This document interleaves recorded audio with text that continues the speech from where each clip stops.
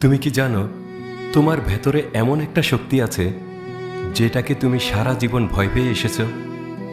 সমাজ বলেছে এটা খারাপ, ধর্ম বলেছে এটা দমন করো, আর তুমি চুপ করে সেটাকে চেপে রেখেছো বুকের ভেতরে। কিন্তু আজ একটা কথা বলবো, যে শক্তিকে তুমি এত ভয় পাচ্ছ সেটাই হয়তো তোমার জীবনের সবচেয়ে বড় সম্পদ।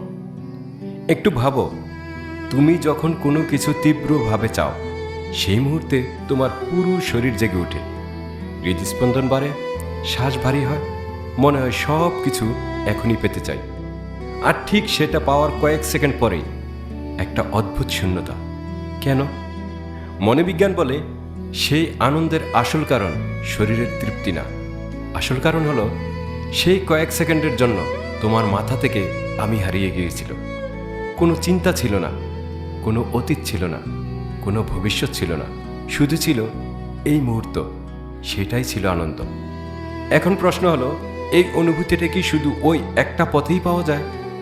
দর্শন বলে না, আগুন দিয়ে মানুষ ঘর পোড়াতে পারে, আবার সেই আগুন দিয়ে রান্না করে। শীতের রাতে উষ্ণ থাকে, আগুনের দোষ নেই। প্রশ্ন হলো, তুমি আগুনটাকে কোন দিকে নিয়ে যাচ্ছ? তোমার ভেতরের শক্তিটাও ঠিক একই রকম। তুমি যদি সেটাকে জোর করে চেপে রাখো, সেটা পচতে থাকে, মনের ভেতরে বিষয়ে জমে, আর একদিন সে বেরিয়ে আসে, রাগ হয়ে, হতাশা হয়ে, ভাঙা সম্পর্ক হয়ে। কিন্তু যদি সেটাকে বুঝতে পারো, সঠিক পথে প্রবাহিত করতে পারো, তাহলে সেই একই শক্তি তোমাকে অসাধারণ কিছু করাতে পারে।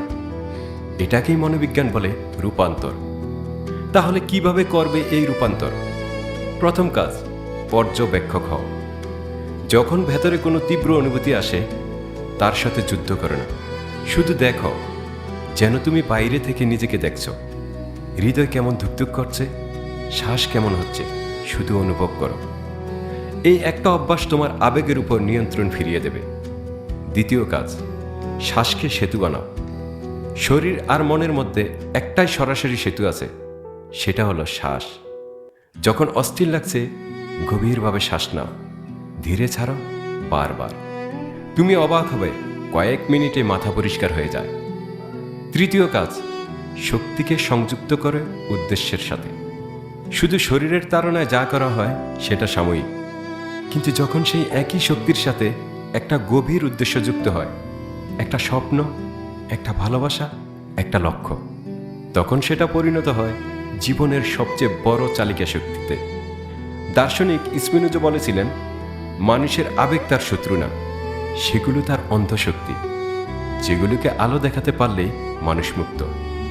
আর মনোবিজ্ঞানী ইয়ং বলেছিলেন, তুমি যে অন্ধকারকে এড়িয়ে চলছ, সেটাকে না দেখলে কখনো পূর্ণ হতে পারবে না। দুজনেই একটা কথাই বলেছেন, নিজের ভেতর থেকে পালিও না। তোমার ভেতরে যে শক্তি আছে, সে অপেক্ষা করছে, সে চাইছে তুমি তাকে চিনো। ভয় পেয়ে দূরে ঠেলে দিও না, কারণ সেই শক্তিই তোমার সবচেয়ে সত্যিকারের পরিচয়।